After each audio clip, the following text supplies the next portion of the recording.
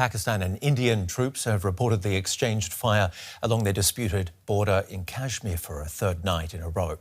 India has accused Pakistan of supporting cross-border terrorism after gunmen shot dead dozens of civilians in Indian-controlled territory. Islamabad has denied the claims. As the nuclear-armed countries find themselves caught in a dangerous escalation, travel between India and Pakistan has been halted, except for one religious minority. The stands along the Wagah-Attari border are buzzing with patriotism.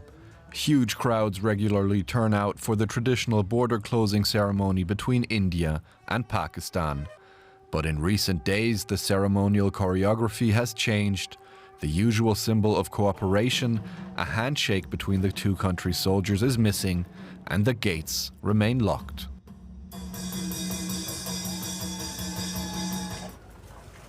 After last week's attack, Delhi cancelled all visas issued to Pakistanis. Islamabad hit back by doing the same. Now families with ties on both sides of the border are being torn apart. I only have one problem. My wife and our son had gone to meet her mother in Pakistan. My son's 4 years old. How can they send him without his mother? He's an Indian passport holder. She has a Pakistani passport, so she won't be allowed back in. But Pakistan has exempted one group from the reciprocal travel ban: Sikh pilgrims. Most of the religious minority lives in India, but they have many religious sites in Pakistan. This group is hopeful that the tensions between both countries will subside. Small fights and disputes happen in every home. India and Pakistan are our homes. So let's solve these problems together. Nothing is more important than humanity. These are small issues. Let's sit together and find solutions. Back on the border, where armed soldiers stand guard, stranded travelers are also hoping for peace, for relations to return to normal. Let's cross over to our correspondent Adil Bhat in Srinagar in Indian-administered Jammu Kashmir. There have been sporadic exchanges of fire between India and Pakistan since the attack. Where's this all headed? So yes, these cross-border firings are only small arm engagements till now. So no casualties have been reported in the gun battle along the border. And also, according to the Indian officials, they have responded that these unprovoked firing from Pakistan troops. This is seen as by India as a violation of a ceasefire along the line of control. It's a boundary that separates Indian Kashmir from Pakistan-administered Kashmir. Also, Indian officials say that last night firing from Pakistan was the third time in 3 nights. So given the exchange, experts say that both sides will continue with small arm firings, or we can say engagements. For experts, one of the most serious risks in usually India-Pakistan crisis is that both sides are nuclear armed. So there is this always awareness that among the leadership that it reduces the possibility of a full-scale war. But also these exchanges at the border will continue at a lower level. Some say it could be in the form of limited airstrikes. So we spoke with one of the experts. He said that there is a possibility that in the coming weeks, or it could be in days, that there is a possibility of a similar kind of an attack, surgical strike that India carried out in 2019 when Pulwama attack happened. So apart from that, border firings, Pakistan Prime Minister said, and he called for a neutral investigation into the Pahalgam attack. And the Pakistan side said that it was willing to cooperate and favor peace or war. In fact, India has identified 2 of the 3 suspected militants who are involved. And a former Pakistani made a very controversial statement. He said that blood will flow if in this water treaty agreement or treaty will be suspended.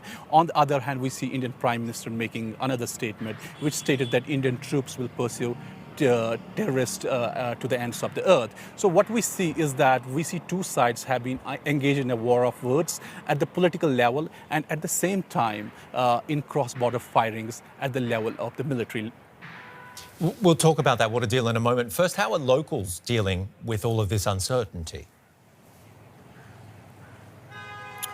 Well, first we need to know how the authorities are taking action against the militants. For instance, yesterday they conducted raids and dismantled homes of militants who are either suspected or accused of involvement in the attacks of tourists in Pahalgam area. So the families of these militants are saying, why are they being punished for the actions of their sons? One family of a suspected militant said that the administration cannot punish the whole family by destroying their homes. So some Kashmiri families are suffering in the aftermath of the attack. Many people have been rounded up by police for questioning. Like in South Kashmir in the Anantnag region, police has detained 175 suspects. And also police have intensified cordon and search operations, ambushes and patrolling in vulnerable areas. So they're also hunting down militant associates and sympathizers across length and breadth of the valley. So this has instilled fear among the locals. So there's this palpable fear and sadness among the locals. There's also this growing fear that war may happen at any time. I've been traveling to Srinagar in the different parts. We see the conversation, the murmuring that's taking place, that war can happen anytime. So that's what's happening in Kashmir currently. And Adil, tell us more about the concerns of Pakistanis with India having suspended this critical water pact between the two countries. Well, according to experts, the suspension of the water treaty is only a posturing. They say that there are limitations to it, and India will have to build structures or dams to stop water and water flow to Pakistan, so which is a long-drawn process. So it's not a matter of months or a year, but it can, take several years to build those structures. So experts see it's a political posturing by government for domestic reasons. Then there are people are not also aware of the process that goes into suspension of such treaties. That's why there is panic in Pakistan over India's decision to cut off water supply in Pakistan. Adil, Bhat for us there. Thank you very much for your reporting from the region.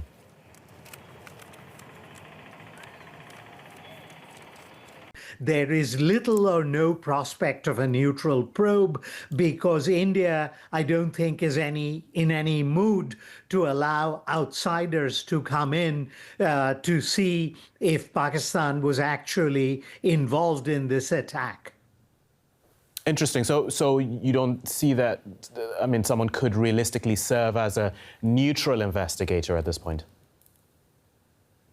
No, India is quite allergic to the idea of a third party intervening in the Kashmir question because it has very long memories of the involvement of the UN in the Kashmir question as early as the late 1940s, because the UN investigation or the UN mediation, more accurately, was quite partisan, with Britain playing a rather ignominious role and then counseling the United States to take a position which was blatantly pro-Pakistani. Just looking at this attack, it targeted civilians. Does this tell us anything about who did this and why? It was very deliberately targeted against civilians to puncture any notion of normalcy that might have returned to the disputed territory of Jammu and Kashmir, the portion that India controls, which is about 2/3 the size of the original state.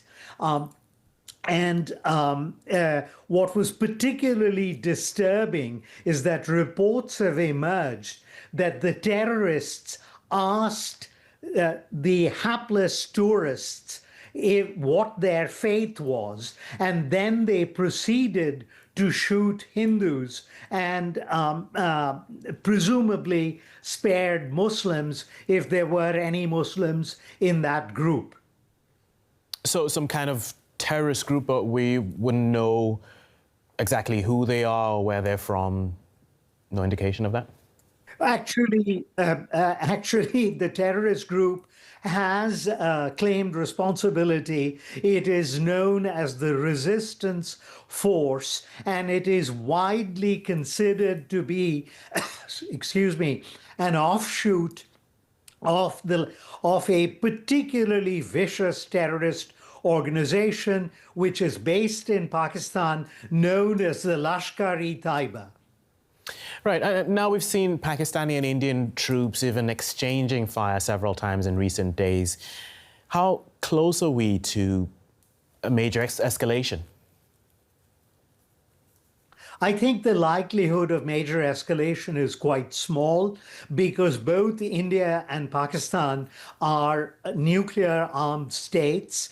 Pakistan's stated nuclear doctrine makes it abundantly clear that any significant incursion into Pakistani territory would lead to nuclear escalation, and Pakistan in recent years has acquired a range of tactical nuclear weapons which it has deployed close to the border, and this makes the prospect of escalation exceedingly high.